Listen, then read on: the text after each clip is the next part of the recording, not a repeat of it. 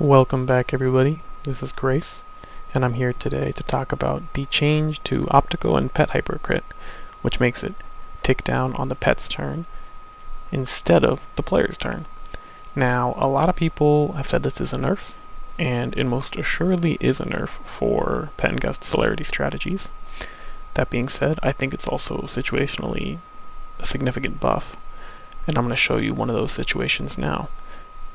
So basically, you can stack Optico twice with Celerity attacks, and then you'll get full crit chance instead of just 60% crit chance. You'll get 110% crit chance, actually. First of all, 110% crit chance if you're attacking in, say, H-Series, Nightmare, Trickster, or just giving yourself Celerity in general.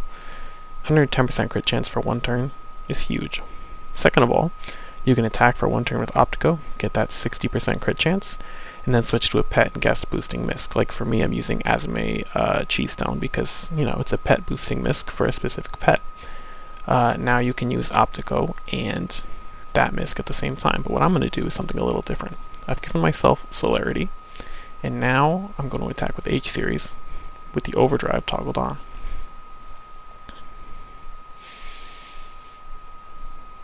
So, turn 1, I've got 6 times pet strike rate, crit rate. Now turn 2, I attack again, I've got 7.7. And this is, again, starting with Celerity from Lovestruck, Scope, Shadow Feeder Pendant without your pet, because that other gives pet Celerity, or any other Celerity source. And I'll attack twice this turn. And now I should have 9.4, so 94% crits chance for my pet. So now I can switch to my other pet boosting misc. So now I'm getting that crit from Optico and whatever Grakma Harbinger for Berserk maybe. Hell if I know, dude, Arya's Rattle for plus 45% damage. That could go huge. And then I'm going to switch into my Neko armor, except for some reason we don't have the Neko subrace. Professional YouTuber, by the way. Instead we'll go into Necromancer, because why not, and use the pet and guest amplifier. Anyways, you can switch into a beastmaster armor. You can also do that on your off turns on H-Series. You can attack, and then switch to a beastmaster armor and attack again, still with Optico. But now we have 94% crit chance. We're in our pet and guest beast boosting mode, and we get a massive chi shield from this pet, for example. If you wanted to use Fairy Godmother, let's see, do I have Fairy Godmother out? No, I don't. That's a shame. But we get 2 turns of guaranteed crit, and we get several turns of high crit chance. And we can get that crit chance while in a pet and guest boosting armor. And look at that. We get massive chi shield, massive benefit. I'm going to do the same thing with Fairy Godmother in a second here. I'm just going to swap her into my inventory, just so you guys can see if you don't have Chi Golem, you can still use another pet and another misc. Okay, so very similar setup, but this time we've got Alpha Dracoglin, which is just a healing pet, just like Fairy Godmother, except it does one hit, so you can see it a little easier. And we're going to do the exact same thing, except I also got the Neko subrace this time, so we can have it be a little more realistic. So now Optico on, boom. We got our 4-turn crit chance.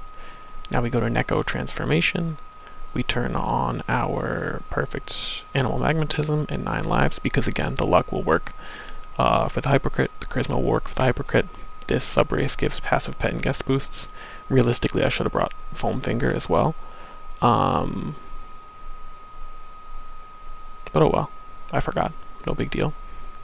And now we can attack, and again, we'll build up a little more to 60% crit chance. So we get our 1 400 HP crit heal. Now we go back to H-Series. We attack with Celerity and Optico out one more time. We got 70%, 77% crit. We go back to Neko again with that pet boosting gear. You could have a shield as well. Pie's shield would work great. Mother's Growth shield, charisma boost, even a heal res shield. We get another hyper crit heal. Now we're at 99% crit, 94, excuse me, percent crit rate.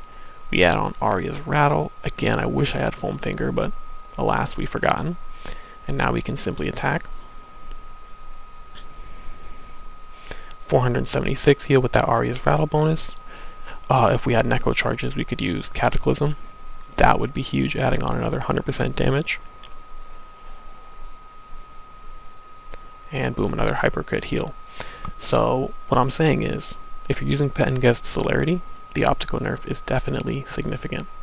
If, however, you're trying to hyper boost a single pet, whether that be for damage, chi shielding, healing, I didn't do damage because, you know, it's combat practice trainer. No real point in nuking him.